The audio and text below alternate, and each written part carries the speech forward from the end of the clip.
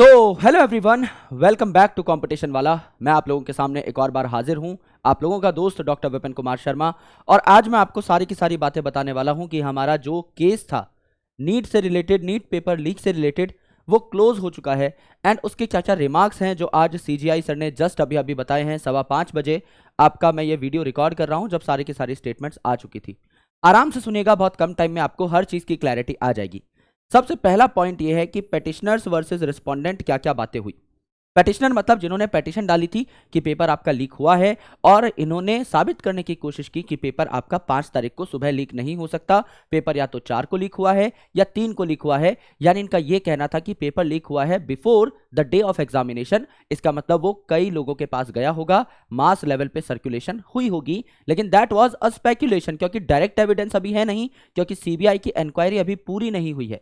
तो अगर अभी सीबीआई की इंक्वायरी पूरी हो गई होती तो इस चीज पे हमारे पास बेटर एविडेंसेस होते। लेकिन अभी लॉयर अपने हिसाब से जो डेटा कंस्ट्रक्ट कर सकते थे और जिस भी तरीके से प्रूव कर सकते थे कि पेपर लीक हुआ है 3 या 4 को ही, वो इन्होंने अच्छे तरीके से प्रेजेंट किया। हुडा साहब ने बहुत अच्छे तरीके से प्रेजेंट किया और इन्होंने बहुत अच्छे तरीके से अपनी बात भी कही। रिस्पोंडेंट जो थे, इनका यह कहना था कि पेपर एक तो मास लेवल पे सर्कुलेट नहीं हुआ है, लीक हुआ है पेपर, ये हर किसी का मानना है, पेटिशनर्स का भी, रिस्पोंडेंट्स का भी, एंड अल्टीमेटली आपके जजेस का भी। सबको पता है कि पेपर लीक हुआ है। झगड़ा इस बात पे था कि पेपर कितने लोगों तक पहुंचा है। अगर ये एक मास लीक है तो इस पेपर की गरिमा एकदम भंग हो चुकी है, and ultimately रीनीट is the only option. लेकिन अगर कुछ चुनिंदा बच्चों के पास ही पेपर गया है, सिर्फ कुछ चुनिंदा बेनिफिशियरीज हैं और उनके पास जो पेपर गया है, उन बच्चों का अगर हम चुनाव कर पाए, अल्टीमेटली उन बच्चों को अगर हम ट्रैक कर पाए और उनका पेपर कैंसिल कर पाए, तो ये जो एग्जाम है ये फेयर कहला जाएगा, ऐसा कहना था रिस्पोंडेंट का। तो इसी पे पूरी की पूरी बहस चली। देन इनका ये कहना था कि हाँ भाई, पेपर लीक हुआ है, लेकिन आपका सिर्फ हजारीबाग और पटना में लीक हुआ है और कहीं पेपर लीक नहीं हुआ है। टोटल 155 ऐसे स्टूडेंट हैं जिनको बेनिफिट मिला है पेपर लीक का। 125 आपके हजारीबाग के, 30 आपके पटना के। इन बच्चों के पेपर कैंसिल कर दिए जाएंगे। एंड अगर कोई और बेनिफिशियरी आगे मिलता है, लेट्स से सीबीआई अपनी इंक्वायरी जो कि अभी भी चल रही है उसको पूरा कर लेती है और आगे चल के हमको यह पता लगता है कि कोई और ऐसा स्टूडेंट है जिसको बेनिफिट मिला है, तो उनको काउंसलिंग से हटा दिया जाएगा। और कभी भी पता लगता है, कभी भी इंक्वायरी पूरी होती है, इनको मेडिकल सीट भी अगर मिल चुकी होती है तो तब भी इनको उस मेडिकल सीट से हटा दिया जाएगा। यह कहना है यहां पर सुप्रीम कोर्ट के जजेस का। यहां पर फाइनल मैं आपको बताता हूं कि क्या हुआ। आईआईटी मद्रास का जो डेटा था, उस डेटा के हिसाब से as well as other data जो प्रेजेंट किया उसके हिसाब से सीजीआई सर का और बाकी जजेस के पैनल का यह कहना है कि लीक जो है वो इंडिकेट नहीं हो पा रहा है, मास लीक पकड़ में नहीं आ पा रहा है, जो डेटा है वो फेयर दिखाई दे रहा है। एंड यहां पर कोई रीनीट एग्जामिनेशन नहीं होगा। अगर पेपर इतने बच्चों तक ही पहुंचा है, अभी तक हमारे पास इसी का प्रूफ है, तो आउट ऑफ 26 लाख ये एक बड़ा नंबर नहीं है। और ये बच्चा भी ट्रैक हो पा रहा है जिनका पेपर और जिनका काउंसलिंग शेड्यूल कैंसिल कर दिया जाएगा। तो ultimately there is no re-NEET, कोई रीनीट अब नहीं होगा। एक क्वेश्चन था जिसके ऊपर डिस्क्रिपेंसी थी, जहां पर बी और डी दोनों ऑप्शन करेक्ट कर दिए गए थे by NTA in their official answer key. ये जो क्वेश्चन था, सबसे पहले एनटीए के ऑफिशियल आंसर की में एक ही आंसर करेक्ट था, बाद में 2 आंसर्स को करेक्ट दे दिया गया था जब 25,000 लोगों ने लगभग इस क्वेश्चन को चैलेंज कर दिया गया था। अब क्या किया है, अब एक ही आंसर यहां पर सही माना गया है। तो अल्टीमेटली जो 67 टॉपर्स अभी आपको दिखाई दे रहे हैं, उनमें से 44 टॉपर्स इस वजह से बने थे, उनके 715 नंबर के आसपास थे, और वो इसीलिए टॉपर बने थे क्योंकि एक क्वेश्चन था, इसमें 2 ऑप्शंस को करेक्ट बता दिया गया था।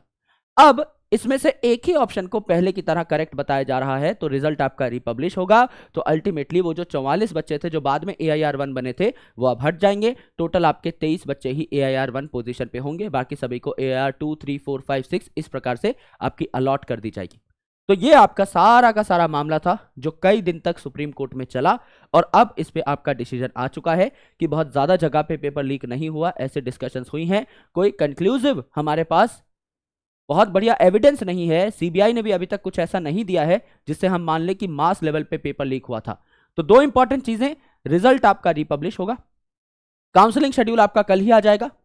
रिजल्ट रिपब्लिश होने में जिन बच्चों को भी बोनस मार्क्स मिले थे एंड में 5-5 नंबर, जो नेगेटिव मार्किंग उनकी करेक्ट हो गई थी, उसको हटा दिया जाएगा। एंड अल्टीमेटली काफी सारे स्टूडेंट 715 नंबर पे आ जाएंगे, जो 715 पे थे वो 710 पे आ जाएंगे।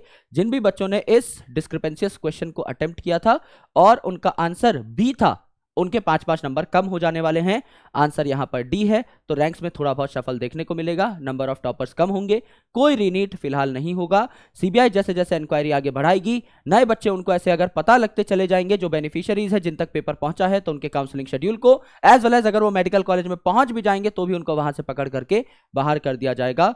इसमें कोई भी इनके साथ फेवरेटिज्म नहीं होगा। जैसे ही पता लगेगा कि इतने इतने स्टूडेंट्स और थे, उनको ट्रैक करके उनको वापस नीचे घसीट दिया जाएगा एंड अल्टीमेटली उनको सीट अलॉट नहीं की जाएगी। तो ये हमारा डिसीजन था सुप्रीम कोर्ट का।